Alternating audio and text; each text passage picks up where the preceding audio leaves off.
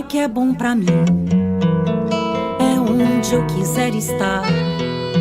A estrela ainda brilha, ela é quem vai me guiar. Ser guerreira é minha sina, batalhando pra vencer. Tenho voz pra ser ouvida, tenho sonhos pra viver. Não vão mais conseguir me anular, me calar. Ninguém vai me impedir de cantar e lutar. Seja em casa, no campo, na rua ou na praça. Chega de mordaça, agora eu vou falar. Porque eu sou mulher pra fazer acontecer. Eu sou uma delas, são elas por elas, ocupando os espaços de poder.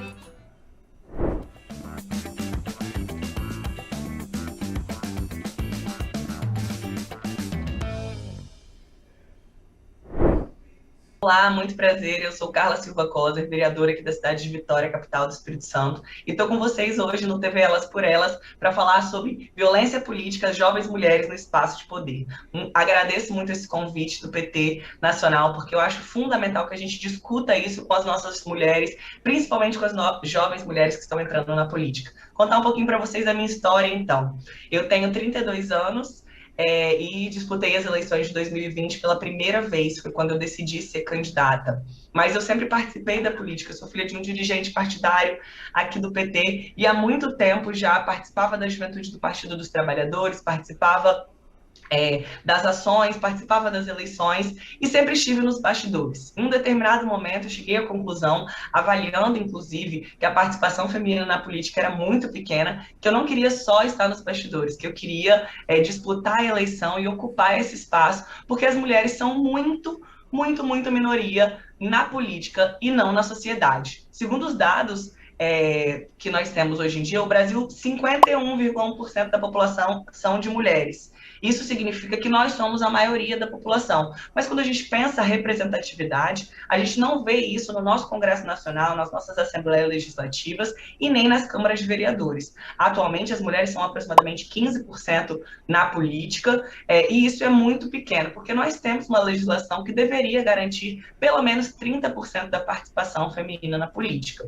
Nesse processo, quando eu decidi ser candidata, a gente passou por diversos desafios numa compreensão de que a gente sabe que a mulher, quando ela participa da política, ela passa pelos mesmos desafios que os homens, mas ela precisa se provar ainda mais na sua capacidade,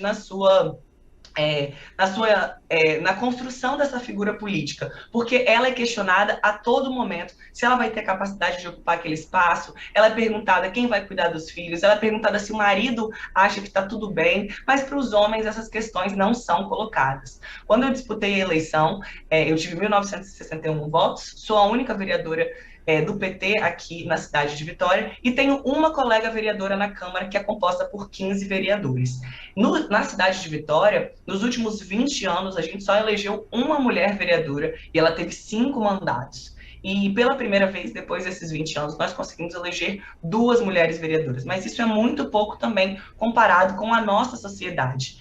Nós temos um recorde o Partido dos Trabalhadores conseguiu, e graças a programas como Elas por Elas, a ampliar a participação feminina e principalmente das mulheres jovens na política, por conta de fortalecimento dos programas como Elas por Elas e também do Representa, que nas eleições de 2020 foram fundamentais para a construção das nossas candidaturas, viabilizando a nossa competitividade, concursos de formação e também com recurso financeiro, porque a gente sabe que não dá para fazer campanha se a gente não tiver recursos, se a gente não tiver dinheiro. Então, parabenizo mais uma vez o PT por isso e provoco os partidos que estão nos assistindo, que eventualmente vão acompanhar essas aulas, para que façam o mesmo. O PT é um partido que conseguiu, a partir da paridade de gênero nas direções partidárias, garantir a participação feminina nesses espaços, e muitas mulheres foram forjadas nessa luta. Eu sempre tive que participar como cotas de mulheres nesses espaços, e cota de juventude, cota de mulher, e a gente percebeu que isso com certeza fortaleceu a minha figura política. Então, eu faço sempre essa provocação nos espaços, que é a garantia da direção nacional de que as mulheres façam parte, que a juventude faça parte da direção do Partido dos Trabalhadores, construiu várias figuras políticas que hoje são vereadoras e estão disputando para ser deputadas esse ano. Mas o nosso tema hoje, especificamente, é a violência política de gênero na política. E por que que eu fui convidada pelo PT para falar disso? Porque, infelizmente, é uma realidade da minha cidade aqui de Vitória. Quando eu disputei a eleição, eu achei que o processo mais difícil seria, de fato, ser candidata. Era disputar esse espaço, conseguir alcançar os votos, convencer as pessoas do meu projeto político. Mas eu não imaginava que muito mais difícil do que ganhar a eleição seria me manter dentro do mandato diante de tamanhos ataques que eu sofro todos os dias por ser uma mulher jovem de esquerda. E aí a gente tem uma legislação super nova que eu vou ler aqui para vocês. A Lei de 14.192, de 4 de agosto de 2021, dispõe sobre a prevenção, repressão e combate à violência política contra a mulher, nos espaços e atividades relacionados ao exercício de seus direitos políticos e de suas funções públicas. Considera-se violência política contra a mulher toda ação, conduta ou omissão com a finalidade de impedir, obstaculizar ou restringir os direitos políticos da mulher. Constituem igualmente atos de violência política contra a mulher qualquer distinção, exclusão ou restrição no reconhecimento, gozo ou exercício de seus direitos e de suas liberdades políticas fundamentais em virtude do sexo. E como é que isso foi percebido por mim durante o exercício desse mandato? Como eu falei para vocês, eu fui eleita, disputei a eleição com 29 anos, estava no meu último ano de juventude, assim, né, oficialmente, entrei no mandato. Junto comigo, mais 10 vereadores foram eleitos pela primeira vez, mas só comigo que alguns vereadores, na hora de falar, alguns que eram já mais antigos, falavam: olha, você está começando agora, deixa eu te explicar como é que isso funciona.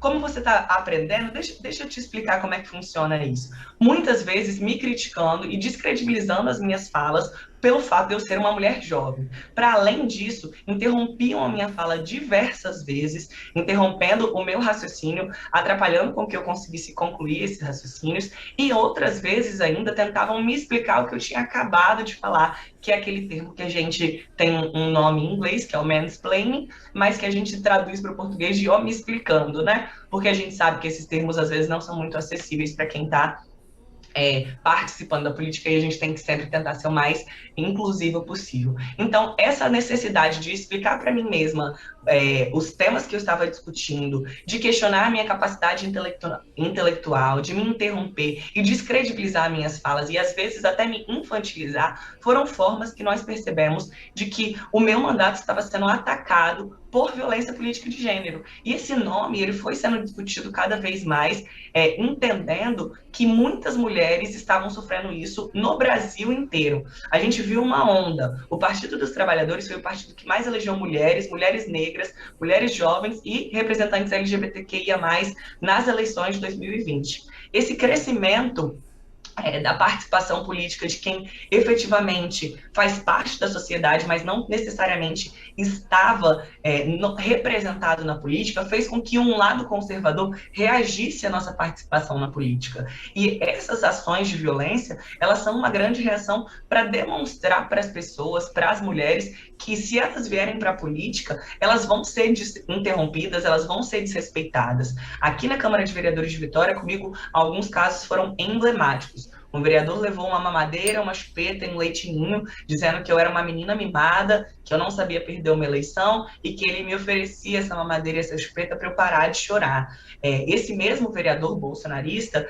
ele mandou a minha colega de plenário, que é uma vereadora do PSOL, Camila Valadão, calar a boca em plenário, no microfone, e não foi reprimido pelos colegas vereadores, o que a gente também considera uma violência, porque para além de falar e de agir, o silêncio num ato de violência é ser complacente, é ser condizente com aquela ação que está acontecendo. Então, tenho discutido muito e conversado com os colegas vereadores para que, para além de não agir com violência, reprimam outros vereadores, outros políticos, outras pessoas nesses contextos. E a gente sabe que a violência política, às mulheres, ela não acontece só no poder institucional, ela acontece nas associações de moradores, ela acontece dentro dos partidos políticos, ela acontece dentro das diretorias de empresa, dentro de vários espaços da comunidade universitária, escolar, porque muitas vezes, quando as mulheres chegam nesses espaços de poder, elas são descredibilizadas. Eu saúdo a todas as companheiras que nos assistem e acompanham no programa Elas por Elas. Meu nome é Denise Mota Dal, eu sou assistente social e mestra em saúde coletiva. Sou ex-secretária municipal de Políticas para as Mulheres da Prefeitura de São Paulo, no período de 2013 até 2016, na gestão do prefeito Fernando Haddad. Sou ex-diretora de Gestão do Trabalho, Educação e Saúde do Ministério da Saúde. Permaneci neste cargo de 2011 a 2012. E a minha militância tem origem no movimento sindical. Eu venho do Sindsaúde, Sindicato dos Trabalhadores Públicos da Saúde, e fui também dirigente da Central Única dos Trabalhadores. Bom, neste primeiro diálogo, eu quero retomar o debate sobre o que é violência contra a mulher. A nossa ex e eterna ministra Eleonora Menicucci já tratou dessa questão aqui no programa, Elas por Elas, e eu vou então somente enfatizar e retomar este tema, acrescentando algumas informações da minha experiência de gestora municipal. Bem, recordando então um pouco alguns aspectos que acho que é importante nós ressaltarmos. A violência de gênero ou sexista é um problema que atinge milhões de mulheres no Brasil e no mundo, a ponto de a Organização Mundial de Saúde passar a considerá-la, desde 2015, como uma epidemia mundial, que gera sequelas físicas e psicológicas e é uma das mais frequentes violações dos direitos humanos. A violência contra as mulheres se mantém porque está estruturada em um sistema onde as relações sociais de gênero são patriarcais. E o que é uma visão patriarcal? É a visão que inferioriza as mulheres e tenta subordiná-las aos homens. Isso, se não enfrentado, acaba perpetuando a violência que está nos diversos espaços públicos e privados da vida das mulheres e precisa ser enfrentada e combatida. Para isso, nós precisamos o quê? Construir novas relações sociais de gênero, com base em uma cultura de respeito às diferenças, liberdade e igualdade. A violência contra as mulheres não é composta, portanto, de casos isolados ou exceções. Ela é ampla e atinge mulheres de várias classes, religiões e culturas, de uma forma ou de outra, nos diversos espaços públicos e privados, seja na forma de violência física, psicológica ou patrimonial, porque a violência contra a mulher está apoiada em uma cultura, em uma visão de desigualdade entre os gêneros, né? Se constrói uma visão, um estereótipo de qual deve ser o comportamento de uma mulher, o que a sociedade espera ela, a partir da visão masculina de subordinação da mulher ao homem, sem que tenhamos o respeito às decisões, a autonomia sobre o próprio corpo, do que a mulher deseja, e se cobra da mulher papéis, posturas previamente concebidas. Portanto, para que nós possamos enfrentar a violência contra a mulher, que não é um caso ou outro, que está arraigada na cultura, é fundamental nós construirmos novas relações sociais de gênero. Bom, falando um pouco nos tipos de violência, nós temos a violência mais explícita e visível, que é a violência física, que significa qualquer conduta ou ação que viole a integridade corporal da mulher, a violência sexual, qualquer conduta que faça a mulher participar de uma relação sexual ou contato não desejado. E nós temos a violência psicológica como uma violência que não é tão visível, mas é gravíssima, porque ela vai desde humilhações, desqualificações, ameaças, manipulação, isolamento, perseguição contumaz, chantagem, impedir que a mulher trabalhe ou se relacione com familiares, amigas, amigos, e até a interferência no modo de falar, no modo de se vestir da mulher. Isso tudo está no rol das violências psicológicas. E, obviamente, ela está articulada à violência moral, que é caracterizada pela calúnia, difamação ou injúria. Nós temos a violência patrimonial ou material, que são ações no sentido de reter, subtrair, destruir documentos, objetos, instrumentos de trabalho, bens, valores, usurpar propriedades ou recursos econômicos das mulheres. Portanto, são várias as formas de violência. E essas várias formas de violência acontecem tanto dentro de casa, a chamada violência doméstica praticada dentro de casa ou por familiares, e a violência no trabalho. Acho que, falando do mundo do trabalho, um tipo de violência muito presente, que segundo a pesquisa da Organização Internacional do Trabalho, cerca de 30% das mulheres informam terem enfrentado a violência no trabalho, é o assédio moral.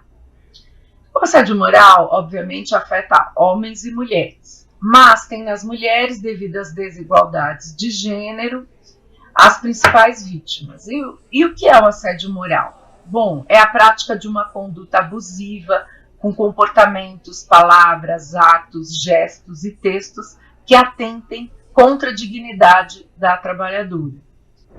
Boa tarde a todas, todos e todes. Meu nome é Andresa Xavier, eu estou coordenadora de participação política na Secretaria de Articulação Institucional, Ações Temáticas e Participação Política aqui do Ministério das Mulheres. Essa secretaria que é comandada pela valorosa companheira Carmen Foro, nesse ministério que é conduzido aí pela combativa companheira também Aparecida Gonçalves, nossa ministra das Mulheres, que tem desempenhado um grande papel em defesa dos direitos das mulheres no nosso país, na América Latina. Então, hoje eu vim aqui para contribuir um pouco, na nossa aula sobre enfrentamento à violência política de gênero, raça e etnia, esse tema que tem estado cada vez mais presente no debate público e tem afetado cotidianamente, inúmeras vezes, diversas mulheres no exercício político, sejam elas candidatas, detentoras de mandato, mulheres lideranças partidárias, lideranças de movimentos sociais, mulheres que têm alguma atuação política em algum nível e que têm a sua atuação política cerceada, restrita, por conta dessas ações que se encaixam dentro da violência política de gênero, raça e etnia. Então, em 2021, foi sancionada a Lei 14.192, que é a Lei de Enfrentamento à Violência Política contra as Mulheres. Importante dizer que a lei não trata da palavra gênero, porque naquele momento, na correlação de forças que nós tínhamos no Congresso Nacional, o que deu para avançar foi para colocar contra as mulheres, não violência política de gênero, raça e etnia, que é o que na nossa percepção consegue abranger a nossa diversidade de mulheres brasileiras, né? Então, essa lei foi sancionada em agosto de 2021 e ela traz a tipificação, um pouco do conceito sobre violência política contra as mulheres, ela fala um pouco da pena também, da multa. A gente tem uma pena de 1 a 4 anos de prisão, mais multa em casos de violência política contra as mulheres, e essa pena ela é agravada se a violência for cometida contra mulheres gestantes, mulheres com deficiência, e eu vou pegar aqui também porque tem mais um grupo que se encaixa, que são as mulheres maiores de 60 anos. Então, a pena é agravada em 1/3 quando a violência política atinge esse grupo de mulheres. Então, a lei diz Constitui igualmente atos de violência política contra a mulher qualquer distinção, exclusão ou restrição no reconhecimento, gozo ou exercício de seus direitos e de suas liberdades políticas fundamentais em virtude do sexo. Vejam que ela não fala sobre gênero, ela fala que é em virtude do sexo. Então, a gente tem esse normativo legal, a gente também tem a Lei 14.197, que também é de 2021, que é uma lei que fala dos crimes contra o Estado Democrático de Direito, e ali, no artigo 359-P, que eu vou trazer aqui para vocês, ela trata sobre a violência política, e ela diz o seguinte: restringir, impedir ou dificultar com o emprego de violência física, sexual ou psicológica o exercício de direitos políticos a qualquer pessoa em razão de seu sexo, raça, cor, etnia, religião ou procedência nacional. Então, ela elenca aqui essa série de questões para nos trazer também essa reflexão dentro dessa lei acerca da violência política, essa lei aí contra os crimes que atentam aí ao Estado Democrático de Direito. Então, são comumente essas duas normas que conduzem um pouco aí das nossas ações no enfrentamento à violência política de gênero. E no âmbito do Ministério das Mulheres, reconhecendo todo esse ambiente de profunda violência política que as mulheres vêm sofrendo cotidianamente já há muito tempo, que o Ministério das Mulheres tomou a iniciativa de, juntamente com outros ministérios, criar o Grupo de Trabalho Interministerial de Enfrentamento à Violência Política contra as Mulheres.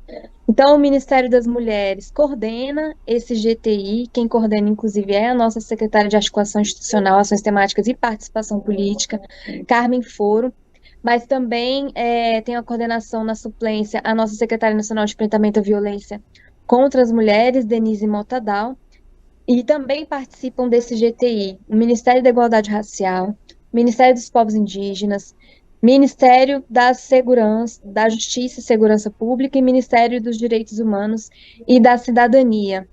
Então, esse GTI foi instituído por meio do decreto 11.485, lá de 6 de abril de 2023.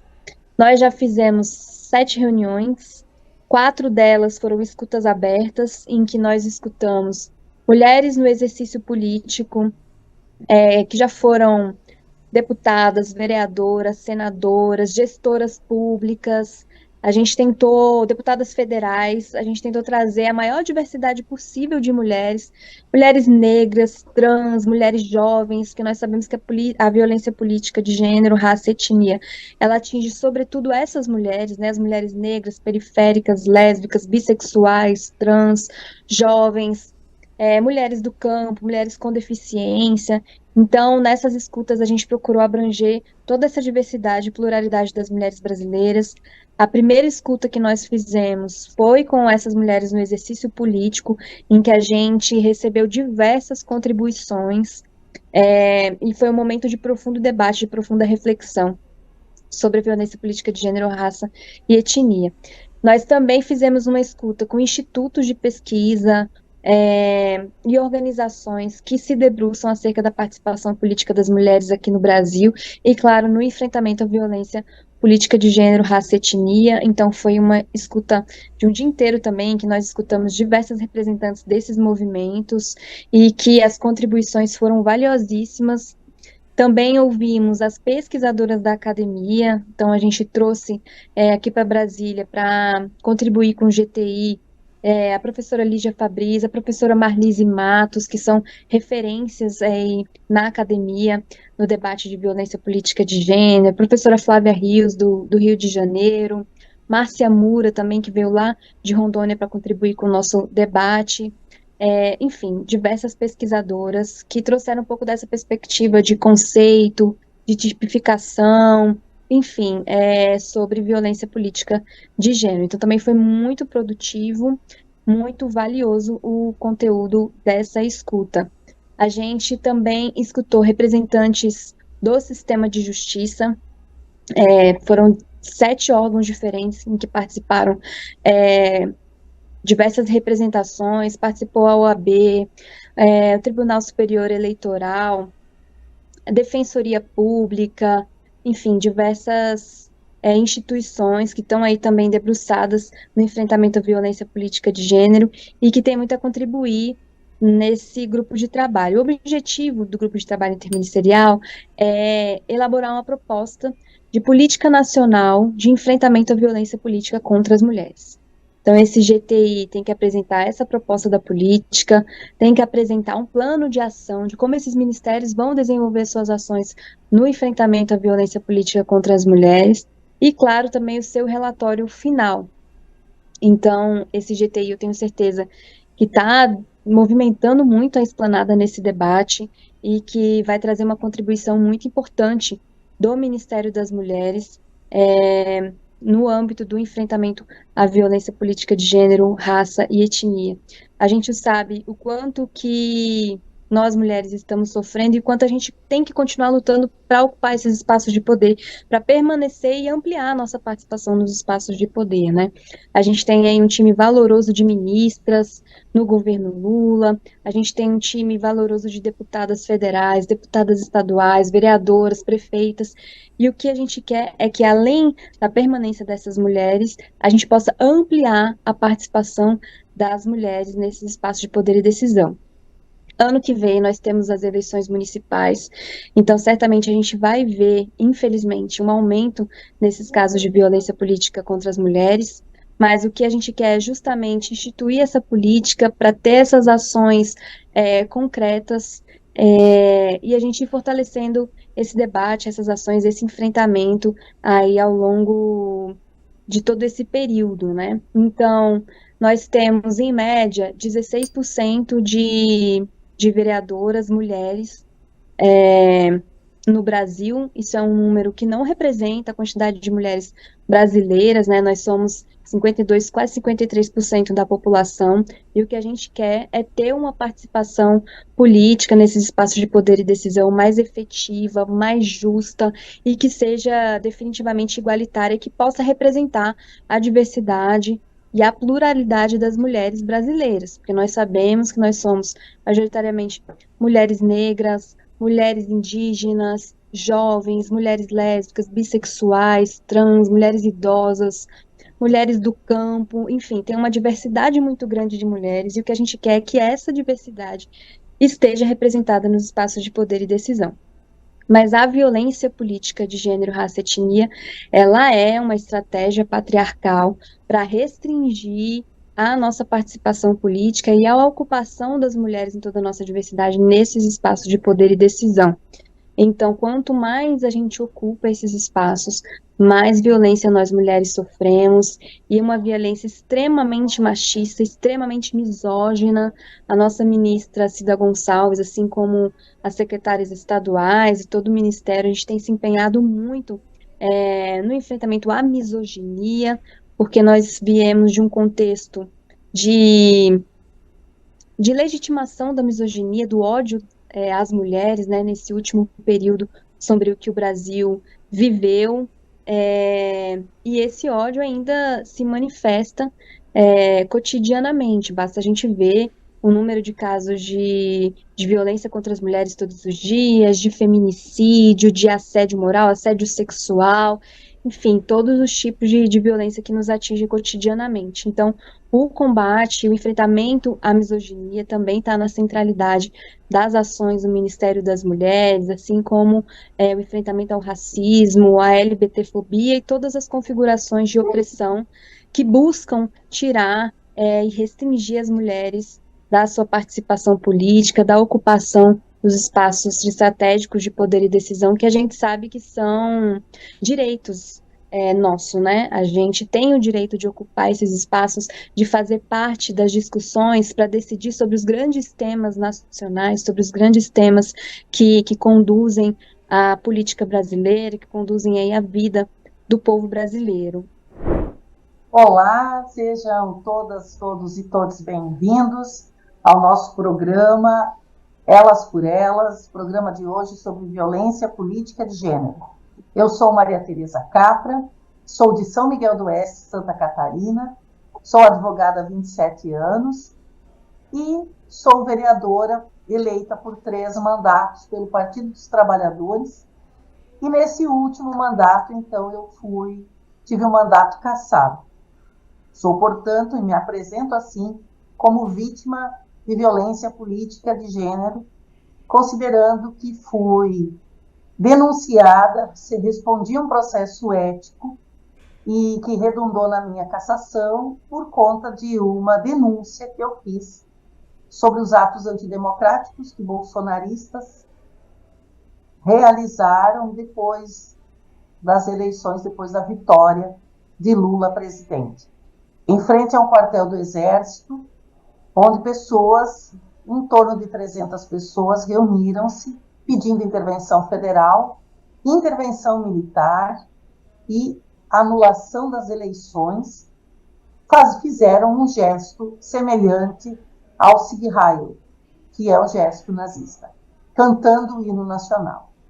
Nesse momento, nesse fato gravíssimo que aconteceu aqui na nossa cidade, eu, como presidenta do Partido dos Trabalhadores de São Miguel do Oeste, secretária estadual de mulheres do PT de Santa Catarina e a única vereadora do PT e vereadora da esquerda de São Miguel do Oeste, me pronunciei rechaçando e denunciando, pedindo que as autoridades tomassem providências. Acabou que eu fui eliminada, entre aspas, da vida política de São Miguel do Oeste, do meu mandato, e tive ainda que fugir da cidade, juntamente com a minha família, porque recebi ameaças de morte, ameaças de linchamento, de agressão, fui caluniada, difamada e perseguida por bolsonaristas aqui nesta cidade. Permaneci fora do meu estado, permaneci em Porto Alegre durante 4 meses e retornei em fevereiro de 2023, no dia 4 de fevereiro, quando fui participar, então, da sessão que decidiu pela cassação do meu mandato. Naquele momento, eu recebi um e-mail me ameaçando de morte a minha família, dizendo textualmente que primeiro ameaçariam, melhor dizendo, primeiro cassariam o meu mandato, depois cassariam a minha vida e a da minha família. E esse mesmo e-mail foi encaminhado para mais 4 vereadoras, 3 mulheres do PT e uma vereadora do PCdoB, aqui de Santa Catarina, com o mesmo recado para mim e ameaças, e inclusive praticando crimes contra as outras 3 companheiras, 4 companheiras.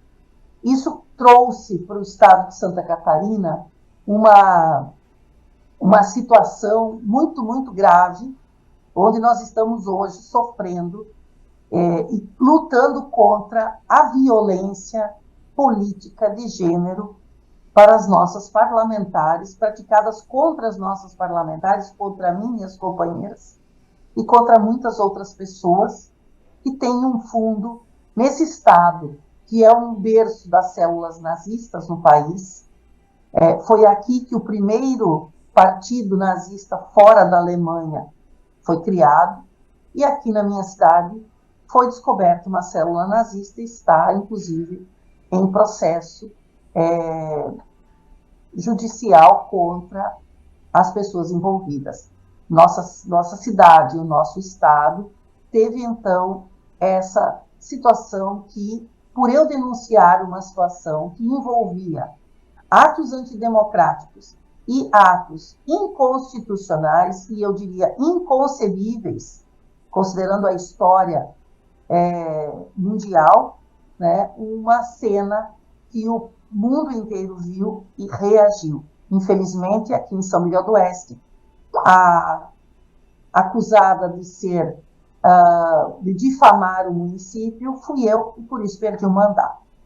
Por isso que nesses momentos em que aqui em Santa Catarina, em outros estados do Brasil e também no nosso Congresso Nacional, onde nós temos mulheres, notadamente mulheres da esquerda, sofrendo perseguições, sofrendo violência política de gênero, sofrendo ameaças de cassação dos seus mandatos, é que o nosso compromisso com a luta contra a violência política de gênero se faz cada vez mais necessário.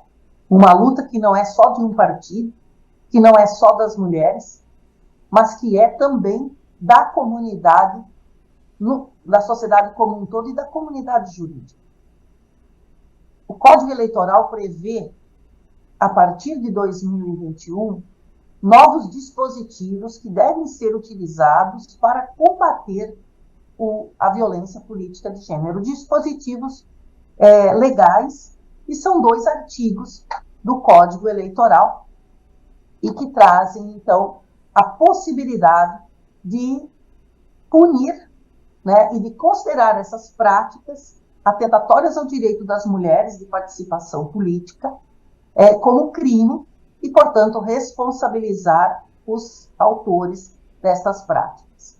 No entanto, nós temos percebido, tanto pela minha própria experiência como uma vítima de violência política, quanto como advogada também, que há uma dificuldade ainda muito grande no entendimento, no conhecimento desta lei, por parte das próprias vítimas e dos partidos políticos, mas também das próprias estruturas policiais e judiciárias, que no momento em que se vai procurar a polícia para registrar um caso de violência política de gênero, lamentavelmente tem muita dificuldade de se fazer compreender, porque há uma cultura introjetada nas pessoas, há essa crença de que a violência na política é uma coisa banal e é própria da política. No entanto, a gente sabe que não é assim. A violência política, ela é eminentemente de gênero. Ela atinge basicamente as mulheres, negros e negras, pessoas LGBTQIA+, e também o que nós consideramos gravíssimo, que são as pessoas de esquerda.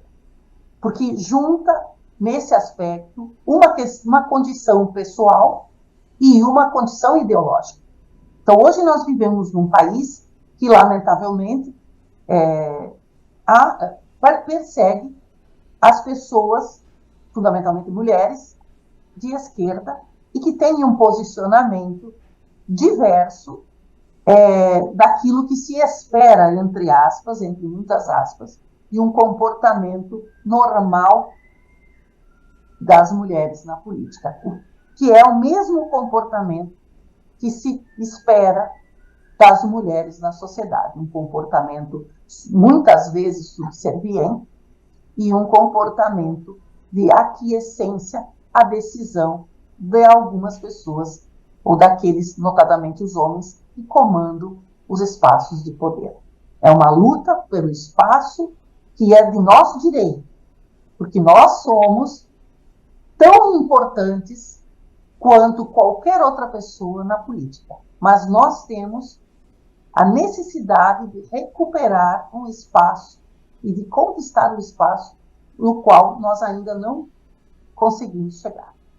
Uma outra situação que eu considero bastante importante, que aconteceu comigo e que eu acredito ser fundamental para que nós não passemos por isso novamente, que evitemos comportamentos desta natureza ou decisões equivocadas, foi uma notícia crime apresentada, uma notícia de fato apresentada pela deputada do Mato Grosso do Sul, nossa companheira Camila Jara, que imediatamente ao resultado da sessão que cassou meu mandato, ela fez uma notícia crime, apresentou uma notícia de fato à Justiça Eleitoral aqui em São Miguel do Oeste. E rapidamente o Ministério Público opinou pelo arquivamento daquela notícia dizendo que não era um crime, não havia crime de violência política naquele ato, mas sim algo que estava previsto no regimento interno da Câmara de Vereadores. Olá, sou Devaneide Basílio, deputada estadual do Partido dos Trabalhadores e das Trabalhadoras, componho o Coletivo Nacional de Mulheres do PT, sou nordestina, negra, filha de trabalhadores e trabalhadores rurais, né? Venho de uma cidade bem pequena do Sertão Central, chamada Pedro Avelino, e moro hoje na capital, na cidade do Natal, e tenho muito orgulho de fazer política. Hoje, estar aqui mais uma vez nesse processo da TV Elas por Elas é um prazer, que a TV Elas por Elas tem sido esse patrimônio para nós mulheres, de pensar a formação, de pensar a nossa organização. Veja, quando a gente vai falar de um tema tão importante como violência política de gênero, a gente se pergunta, existe violência política de gênero? Existe violência política? Nós que estamos, por exemplo, nesse debate todo do enfrentamento à violência contra as mulheres, na afirmação e na luta para guardar aqui no nosso cenário, por exemplo, a Lei Maria da Penha, que é uma lei de referência, a gente se pergunta, existe violência política de gênero? Porque a gente está falando de violências tão mais emblemáticas, será? Então, essa é uma pergunta que a gente precisa se fazer. A primeira grande violência política de gênero é não ter mulheres nos parlamentos, não ter mulheres na política, não ter mulheres nos espaços de poder. Quando as mulheres começaram sua luta pelo direito à participação, pelo direito ao voto, nós estávamos falando de algo que era silenciado, que era uma violência.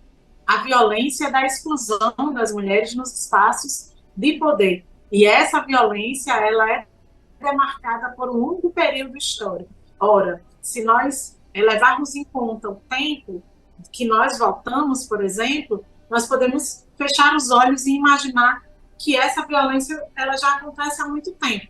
Uma violência talvez silenciosa, uma violência que não nos era apresentada como tal. E não tinha esse nome de violência política, mas tinha a ausência das mulheres nos espaços de decisão. O número, a representatividade, outra palavra vem nesse debate. Então, quer dizer que discutir violência política também é discutir representatividade, exatamente. Porque quando essa representatividade ela é baixa, ela é um indicador, né, de uma violência silenciosa, escamoteada. Mas, além dessas violências escamoteadas, escondidas, que nos invisibilizam, essas violências que nos invisibilizam também nos inviabilizam. Por quê? À medida que a gente não aparece, que a gente não ocupa esses lugares, a gente passa a ser inviabilizada, né? Aquele espaço fica aparecendo e fica realmente sendo um espaço de exclusão da participação das mulheres. Vou dar um exemplo da cidade do Natal. Em todos os anos de história, não é algo tão tranquilo, aceitável, que eu seja a primeira mulher autodeclarada negra na Câmara Municipal do Natal. Isso significa só que outras mulheres não se autodeclararam, ou significa que, além disso, ou que isso também, ou que na história toda de luta das mulheres, a gente não teve a participação de mulheres negras. E aí, eu fico me perguntando aqui por que as mulheres negras nunca ocuparam esses espaços, né? E aí, todos os dias, quando a gente faz essa reflexão, a gente se pergunta se as mulheres negras nunca ocuparam esse espaço antes, e eu estou dando o exemplo aqui do meu lugar, da Câmara Municipal de Natal, eu estou dando um exemplo de que como essa combinação da nossa exclusão, ela é forte quando se fala de identidade. Opa! Então, violência política está casada com representatividade, que é também casada com identidade. É isso mesmo. Essa participação política das mulheres já é algo muito difícil, e quando você combina com gênero, raça, e classe, né, quando você desce um pouco mais para discutir a identidade racial. E quando você discute esse lugar na sociedade, você vai perceber que esse aparato, né, que nos dá a possibilidade de ir e vir, de ocupar os espaços, ele é subtraído quando uma mulher é mãe, para dar um exemplo, porque ela não vai ter com quem deixar seus filhos. Ou, então, isso vai se relacionando também com a reprodução da pobreza, né? Então, é preciso que a gente bote os dados em tarjetas, que a gente coloque os dados separadamente, para a gente ir pensando cada dado desse. Não é possível que hoje, no atual Congresso, nós contamos com um número de mulheres parlamentares, o maior número, talvez, 91 mulheres eleitas para senadoras e deputadas.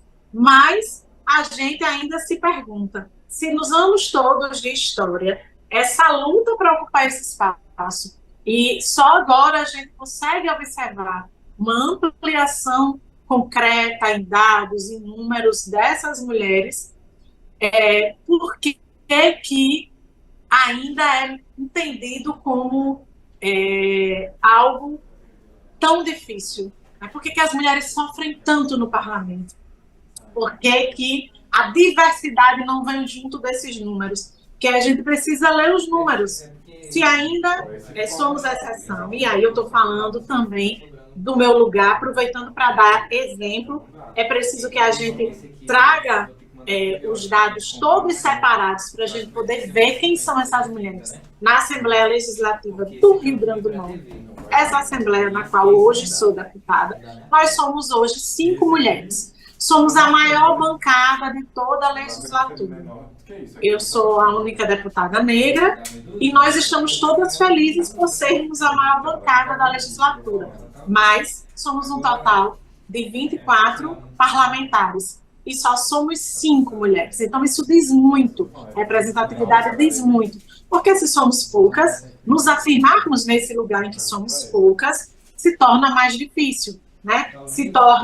Nós nos tornamos exceções nessas casas legislativas. E aí, por sermos exceções, embora o quadro tenha mudado, e a gente traz um dado nacional dizendo, olha, são 21 mulheres eleitas. Esse quadro mudou, mas de um total infinitamente maior de homens. Então, isso ainda, essa discrepância, ela ainda acena para esse lugar de subrepresentação e para esse lugar de violência. Opa, mas você está dizendo que o fato de sermos poucas gera violência? Infelizmente, a reprodução, né, da forma que a nossa sociedade é gerida nesse desenho patriarcal, em que o machismo se reproduz em todas as suas dimensões, lamentavelmente, quando você tem um número muito maior, uma participação infinitamente melhor, a correlação de forças também é algo que pode ser levado, que deve ser levado em conta. E aí você vai perguntar a todas as mulheres parlamentares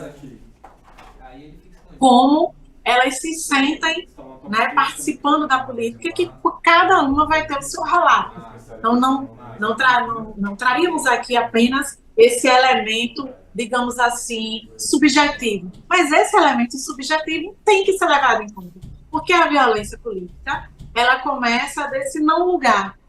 Então, a gente precisa entender. Esse não lugar, ora, eu estou nesse lugar, mas esse não é o meu lugar, né? Por quê? Porque nesse lugar eu não me sinto à vontade. Porque nesse lugar eu sou minoria. Temos visto nos noticiários, né, um crescente número de mulheres parlamentares nas diversas esferas sofrendo casos de violência política de gênero. Então, não é subjetivo, é objetivo.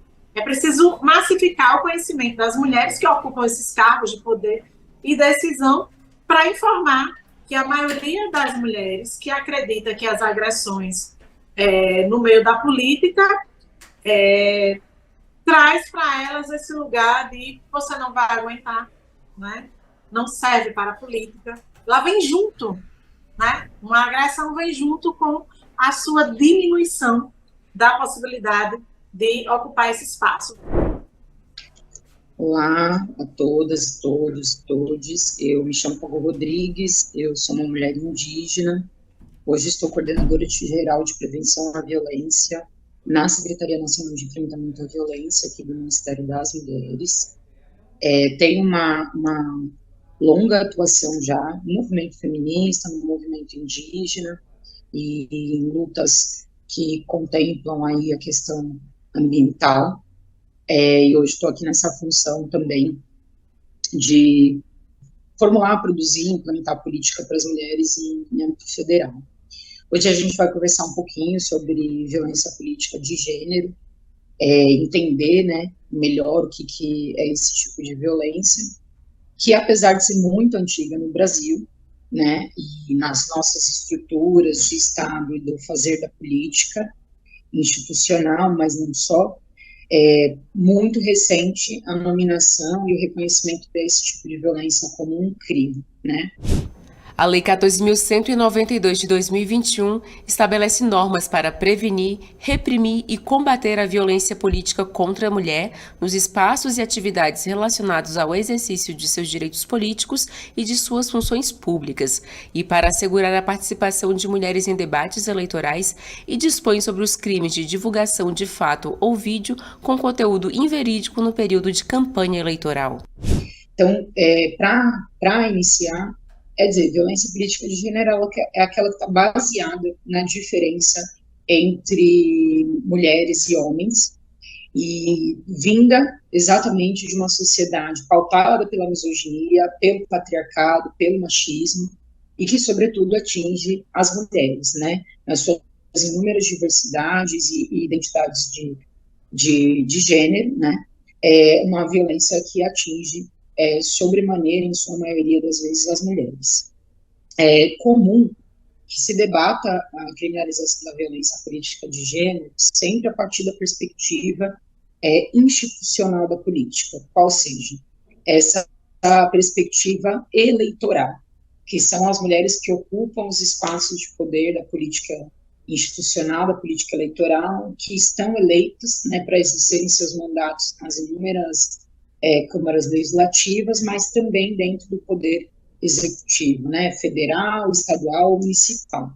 E exatamente por ocuparem esse espaço que historicamente não é dado direito às mulheres ocupar, né, dentro da estrutura do patriarcado, é que sofrem violências como forma de as retirar e de as desmotivar a participar dos espaços dessa liderança política. E a gente tem assistido, né, vários casos no Brasil de mulheres que estão eleitas, vereadoras, deputadas estaduais e deputadas federais, e que sofreram uma série de assédios sexuais, morais, ameaças em redes sociais, por ocuparem espaços de luta importante. Mas o que a gente tem presenciado também é que essas mulheres que estão sofrendo ameaça nos seus espaços de liderança também são mulheres defensoras de direitos humanos. E as coisas se relacionam, né? Porque dentro de uma estrutura machista e misógina como a que a gente vivencia, enfrentar esses processos significa também se colocar numa posição que a sua liderança vai ser ameaçada pelos homens, né?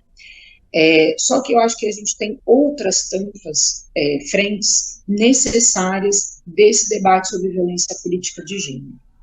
E a gente sabe que para debater e aprofundar esse processo é necessário que a gente pense sempre como que essa violência se dá para mulheres indígenas, para mulheres negras, para mulheres lésbicas, para mulheres trans, que ocupam esses espaços, mas não só. Como que essas violências acontecem também para lideranças femininas que não exatamente estão eleitas nos parlamentos ou que ocupam espaços em cargos executivos, né? A gente está num processo, né, a gente tem um grupo de trabalho interministerial hoje, que é coordenado pelo Ministério das Mulheres, em parceria, né, interministerial com o Ministério dos Povos Indígenas, Ministério de Direitos Humanos e Cidadania, de Igualdade Racial, que está formulando uma política nacional sobre enfrentamento e prevenção à violência política de gênero. Mulheres lideranças de lutas hoje em conflitos territoriais mesmo, então por demarcação de terras indígenas, por reconhecimento de territórios quilombolas, mulheres defensoras de pautas ambientais e que enfrentam, né, ali na ponta, o agronegócio, o grande latifúndio, que fazem retomadas por terra no Brasil e que estão, sim, sofrendo inúmeras violências políticas e que estão, sim, sofrendo inúmeras ameaças nesse processo. Assim como a gente tem mulheres que são lideranças de movimento social, dentro da luta sindical, e que ocupam espaços de poder dentro dessas frentes e que sofrem uma série de violências, de assédios, que, como forma e tentativa de as retirar desse espaço de construção e de liderança. Então, acho que a gente precisa começar a debater a criminalização da violência política de gênero para além da esfera eleitoral. A gente precisa começar a olhar todas essas mulheres, todas essas frentes, que são produtoras, sim, de violência contra as mulheres, que estão ocupando espaço político, espaço público, espaço de fala, e criar políticas para a contenção, para a prevenção e para o enfrentamento dessas inúmeras violências. É muito comum também que a gente debata o feminicídio, que é aquele decorrente de foro íntimo, né, que é o feminicídio que decorre das violências domésticas. Mas a gente precisa começar a falar do feminicídio político. O feminicídio político, ele é uma resultante fatal dessas violências políticas de gênero que essas inúmeras mulheres estão vivendo nos seus espaços de liderança. Então, a nossa perspectiva de debate de violência política de gênero, ela tem sido, sim, aprofundada como forma de rediscutir as estruturas da sociedade, de garantir a visibilidade necessária para essas mulheres, mas não só, a proteção necessária para essas mulheres, mecanismos protetivos, mecanismos de enfrentamento e combate a essas violências e mecanismos de sensibilização da sociedade para que a sociedade consiga compreender que isso tudo é fruto, sim, primeiro, né, de um período longo que a gente passou, né, que foram dos últimos 6 anos, desde o golpe da presidenta Dilma, de incentivo misógino. E o que é essa misoginia? Desse ódio contra as mulheres. E de um incentivo que foi feito por representantes de Estado, né, como o presidente anterior, inominável, que fez uma série de ameaças às mulheres em público, que incentivou discursos de ódio contra as mulheres, que diminuiu o papel das mulheres e, portanto, incentivou esta prática socialmente. E a gente viu que nos últimos anos, né, nos últimos 4 anos, os índices todos dessas inúmeras violências contra as mulheres subiram. E, em decorrência disso, os índices de feminicídio no país também subiram, né, porque é uma cadeia, é uma escalada de violência que leva à fatalidade do feminicídio. Quando a gente pensa em feminicídio político, não é diferente. Quantas lideranças a gente viu serem mortas dentro da sua luta no território. Em 2022, ao menos 1.410 mulheres foram assassinadas por serem mulheres. Este número representa um aumento de 5,5% em relação a 2021, quando foram registrados 1.337 casos. É também o número mais elevado de toda a série histórica iniciada em 2015.